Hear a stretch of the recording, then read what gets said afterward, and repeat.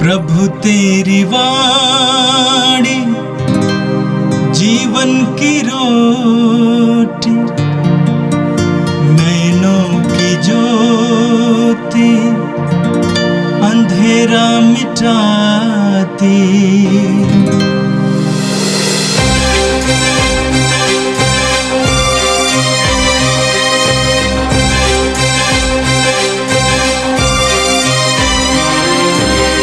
प्रभु तेरी वाणी जीवन की रोटी, नैनों की ज्योति अंधेरा मिटाती। प्रभु तेरी वाणी जीवन की रोटी, नैनों की ज्योति अंधेरा मिटाती। वाणी वाणी वाणी वाणी वाणी पवित्र है, शाश्वत है, जीवन का मन्ना है। 16 अगस्त शनिवार। पहला पाठ योशुआ का ग्रंथ, अध्याय 24, पद संख्याएं 14 से 29 तक। योशुआ ने इस्राएलियों से यह कहा, प्रभु पर श्रद्धा रखो और ईमानदारी तथा सच्चाई से उसकी उपासना करो। उन देवताओं का बहिष्कार करो जिनकी उपासना तुम्हारे पूर्वजों फरात नदी के उस पार और मिस्र में किया करते थे। तुम प्रभु की उपासना करो। यदि तुम ईश्वर की उपासना नहीं करना चाहते तो आज ही तय कर लो कि तुम किसकी उपासना करना चाहते हो। उन देवताओं की जिनकी उपासना तुम्हारे पूर्वज नदी के उस पार करते थे, अथवा अमोरियों के देवताओं की जिनके देश में तुम रहते हो। मैं और मेरा परिवार हम सब प्रभु की उपासना करना चाहते हैं। लोगों ने उत्तर दिया, प्रभु को छोड़कर अन्य देवताओं की उपासना करने का विचार हमसे कोसों दूर है। हमारे प्रभु ईश्वर ने हमें और हमारे पूर्वजों को दास्ता के उस घर से मिस्र देश से निकाल लिया है। उसी ने हमारे सामने महान चमत्कार दिखाए। हम बहुत लंबा रास्ता तय कर चुके हैं, बहुत से राष्ट्रों से होकर यहाँ तक आए हैं और सर्वत्र उसी ने हमारी रक्षा की है। हम भी प्रभु की उपासना करना चाहते हैं क्योंकि वही हमारा ईश्वर है। तब योशुआ ने लोगों से कहा, तुम प्रभु की उपासना नहीं कर सकोगे क्योंकि वह पवित्र ईश्वर है, असहनशील ईश्वर है। वह तुम्हारे अपराध और पाप नहीं क्षमा करेगा। यदि तुम प्रभु को त्याग कर अन्य देवताओं की उपासना करोगे तो यद्यपि वह तुम्हारी भलाई करता रहा, फिर भी वह तुम्हारी बुराई करेगा और तुम्हें नष्ट कर देगा। लोगों ने योशुआ से कहा, नहीं, हम प्रभु की उपासना करेंगे। तब योशुआ ने लोगों से कहा, तुम लोग अपने विरुद्ध साक्षी हो कि तुमने प्रभु को चुन लिया और उसी की उपासना करोगे। उन्होंने उत्तर दिया, हम साक्षी हैं। इस पर योशुआ ने कहा, तब तो अपने पास के पराये देवताओं का बहिष्कार करो और अपना मन ईश्वर में, इस्राएल के प्रभु में लगाओ। लोगों ने योशुआ को यह उत्तर दिया, हम प्रभु अपने ईश्वर की उपासना करेंगे और उसी की बात मानेंगे। योशुआ ने उसी दिन लोगों के साथ समझौता कर लिया। उसने सिखेम में उनके लिए संविधान और अध्यादेश बनाया। इसके बाद उसने उन बातों को प्रभु की संहिता के ग्रंथ में लिख दिया। उसने बलूत के नीचे प्रभु के मंदिर में एक बड़ा पत्थर खड़ा कर दिया और सब लोगों से कहा, यह पत्थर हमारे विरुद्ध साक्ष्य देगा, क्योंकि इसने उन सब बातों को सुना जिन्हें प्रभु ने हमें बताया। इसलिए यह तुम्हारे विरुद्ध साक्ष्य देगा, जिससे तुम अपने ईश्वर को अस्वीकार नहीं करो, अपनी अपनी भूमि में भेज दिया। इन घटनाओं के बाद प्रभु के सेवक नून के पुत्र यशुआ का 110 वर्ष की उम्र में देहांत हुआ। यह प्रभु की वाणी है। प्रभु आप लोगों के साथ हो और आपकी आत्मा के साथ भी। संत मत्ती के अनुसार पवित्र सुसमाचार अध्याय 19 पद संख्या 13 से 15 तक। उस समय लोग ईसा के पास बच्चों को लाते थे, जिससे वे उन पर हाथ रखकर प्रार्थना करें। शिष्य लोगों को डांटते थे, परंतु ईसा ने कहा, बच्चों को आने दो और उन्हें मेरे पास आने से मत रोको, क्योंकि स्वर्ग का राज उन जैसे लोगों का है। और वो बच्चों पर हाथ रखकर वहां से चले गए। प्रभु का दिव्य सुसमाचार। हे क्रिस्त तेरी स्तुति हो। प्रभु क्रिस्त में मेरे प्यारे भाइयों और बहनों और बच्चों, कुछ वर्ष पहले एक छोटे से गांव में एक मिशनरी घर घर जाकर लोगों को रविवार की प्रार्थना सभा में भाग लेने के लिए आग्रह करता था। लेकिन परिवार के लोग कुछ ना कुछ बहाना बनाकर प्रार्थना में भाग नहीं लेना चाह रहे थे। एक बार ऐसा हुआ कि एक घर के पिता ने कहा, फादर, हम काम में बहुत व्यस्त हैं, भगवान हमारे दिल में है, बस वही काफी है। और उस घर की माँ ने भी कहा, हम बाद में देखेंगे, शायद क्रिसमस पर हम चर्च में आएंगे। तो ऐसा कहते हुए उन्होंने चर्च में जाना बिल्कुल मना कर दिया। लेकिन उस घर में एक छोटी सी लड़की थी। उस छोटी सी लड़की ने कहा, मैं आऊंगी फादर, यीशु मेरा इंतजार कर रहे होंगे। मिशनरी मुस्कुराए और उन्होंने माता पिता से कहा, देखिए, ये छोटी सी बच्ची आपसे बेहतर समझती है और उसने प्रभु को चुना है। उसने आप सभी लोगों के सामने साबित कर दिया कि प्रभु को चुनने का अर्थ क्या है। एक छोटी सी कहानी ये आज के दोनों पाठों को जोड़ देती है और इन दोनों पाठों का सार हमें यह बताता है कि पूरे मन से ईश्वर को चुनो और उस बालक के समान हृदय से प्रभु को चुनो। क्रिस्त में मेरे प्यारे भाई और बहनों, आज के पहले पाठ में हम लोगों ने नबी योशुआ के उस 24वें ग्रंथ से पाठ सुना। 24वां ग्रंथ उस ग्रंथ का आखिरी अध्याय है। उस अध्याय में हम लोग देखते हैं कि किस प्रकार योशुआ इजरायली जनता के सामने ये बात रखते हैं और कहते हैं कि प्रभु पर श्रद्धा रखो और ईमानदारी तथा सच्चाई से उसकी उपासना करो। उन सारे देवताओं को बहिष्कार करो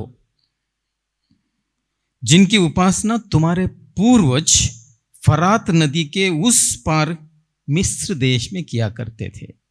और उसी समान वो आगे यह भी कहते हैं कि अमोरियों की देवता जो है उसकी भी उपासना मत करो। अभी तुम लोग चुन लो कि किसकी उपासना तुम करना चाहते हो। क्या उस मिस्र देश में जिस देवी देवताओं की आप उपासना कर रहे थे उनकी, या मरुभूमि में जाते समय अमोरियों के जो देवताएं थी उनकी उपासना आप लोग करना चाहते हैं, या एक ही ईश्वर का जिन्होंने आपको मिस्र देश से निकालकर एक तरह से स्वतंत्र बनाया और इस मिस्र देश इस मरुभूमि में जाते हुए पूरे समय आपके साथ रहे, आपकी जरूरतों को पूरा किया, क्या उनका साथ अपने देना चाहते हैं? आज तुम यह चुन लो।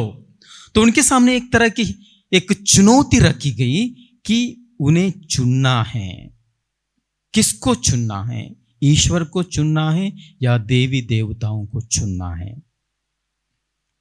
विधि विवरण ग्रंथ में हम लोग पढ़ते हैं अध्याय 30 में, जहां पर मूसा का एक तरह से अंतिम अनुरोध, वो अपने जनता के सामने आकर वो कहते हैं, एक तरह से वो उनको एक निर्देश देते हैं और कहते हैं, मैं तुम्हारे सामने जीवन और मृत्यु, भलाई और बुराई रख रहा हूं।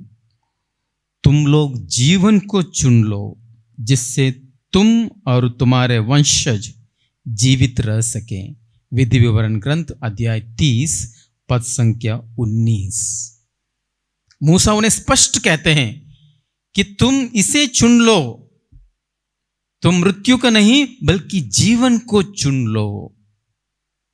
और उसके बाद जब योशुआ आ गए, योशुआ के समय में उन्होंने देखा कि लोग भटके हुए थे और देवी देवताओं की पूजा कर रहे थे, इसलिए उन्होंने फिर से उसी बात को उनके सामने दोहराया है कि और उनसे एक प्रश्न किया कि तुम किसकी आराधना करना चाहते हो? क्या उन देवी देवताओं की आराधना करना चाहते हो या उस एक ईश्वर की जिसने आपको उस मिस्र देश से बाहर लाया? एक और उदाहरण हम लोग पुराना व्यवस्था में देखते हैं, जहां पर एलिया कार्मेल पर्वत पर उन इजरायली जनता को संबोधित करते हुए कहते हैं, राजाओं के पहले ग्रंथ अध्याय 18 वाक्यांश 21 में हम लोग पढ़ते हैं। एलिया जनता के सामने आकर कहते हैं, तुम लोग कब तक आगे पीछे करते रहोगे? यदि प्रभु ही ईश्वर है तो उसी के अनुयायी बनो, और यदि बाल ईश्वर है तो उसी के अनुयायी बनो। अगर आप मानते हैं कि ईश्वर एक ही ईश्वर आपके ईश्वर है तो उनके अनुयायी बनो। इधर उधर भटके ना रहो, आगे पीछे मत जाया करो। तो उनको भी एक निर्णय लेने के लिए एलिया कहते हैं। रूत के जीवन में हम लोग एक और उदाहरण देखते हैं, बहुत ही सुंदर उदाहरण रूत के ग्रंथ में हम लोगों को पढ़ने को मिलता है अध्याय 1 में, जहां पर नाओमी अपने 2 बेटों के साथ रहती थी। उनके पति और दोनों बेटे जब गुजर जाते हैं, वो निर्णय लेती है कि वो मोवाब के मैदान को छोड़कर फिर से यूदा देश चली जाएगी। जब वो वहां से चली जाती है, अपने दोनों बहुओं से वो कहती है कि तुम लोग अभी अपने घर चले जाओ, अपने माता के घर चले जाओ, क्योंकि तुम लोगों की जिंदगी बहुत लंबी है, तुम्हें अब जीना बाकी है, तो इसलिए माता के पास चले जाओ। तो हम देखते हैं कि उनकी एक बहू ओर्पा उनकी बात मानकर चली जाती है, लेकिन दूसरी बहू रूत वो कहती है, आप जहां जाएंगी वहां मैं भी जाऊंगी, और आप जहां रहेंगी वहां मैं भी रहूंगी। आपकी जाति मेरी भी जाति होगी और आपका ईश्वर मेरा ईश्वर होगा। हम उसी एक ईश्वर की आराधना करना चाहते हैं। तो उसने एक निर्णय लिया कि अपने जीवन में उसी ईश्वर की वो आराधना करेंगी, उनके साथ रहेंगी, उनके साथ जीवन व्यतीत करेंगी। तो इस तरह हम लोग देखते हैं कि योशुआ जिस प्रकार इजरायली जनता को एक चुनौती देते हैं, उनके सामने एक चुनौती रखते हैं कि उन्हें अपने जीवन में निर्णय लेना है कि सच्चे ईश्वर की वो आराधना करें। आज के सुसमाचार में हम लोगों ने सुना कि किस प्रकार जनता बच्चों को प्रभु के पास लाया करती थी, और प्रभु यीशु उनके माथे पर हाथ रखकर उनको आशीर्वादित करते थे।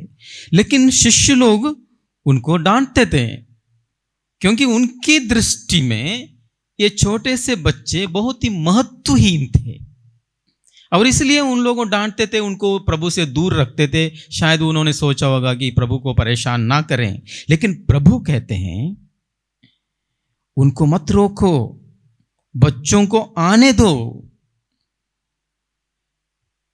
क्योंकि स्वर्ग का राज उन जैसे लोगों का है। उन छोटे से बच्चों के समान है स्वर्ग का राज। बालक के समान राज्य को, स्वर्ग के राज्य को ग्रहण करने का मतलब क्या है? मैं समझता हूं कि हम उन छोटे बच्चों से 3 बातों को सीख सकते हैं। सबसे पहले भरोसा रखना। बच्चे अपने माता पिता पर पूरी तरह निर्भर रहते हैं। हमें भी ईश्वर पर पूरी तरह निर्भर रहना है, उन पर भरोसा रखते हुए हमें आगे बढ़ना है। साथ ही साथ हम लोग देखते हैं बच्चों में एक तरह की सिंप्लिसिटी है, एक तरह का सरलता हम लोगों को देखने को मिलती है।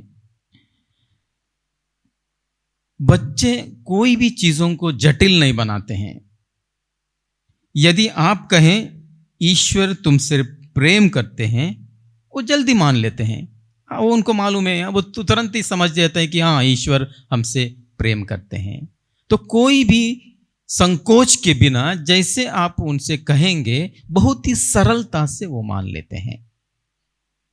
तो और तीसरी बात है, बच्चे एकदम ओपन हैं, उनके अंदर एक खुलापन हम लोग देखते हैं। खुलापन मतलब वो सीखने के लिए तैयार है, सुनने के लिए उत्सुक है।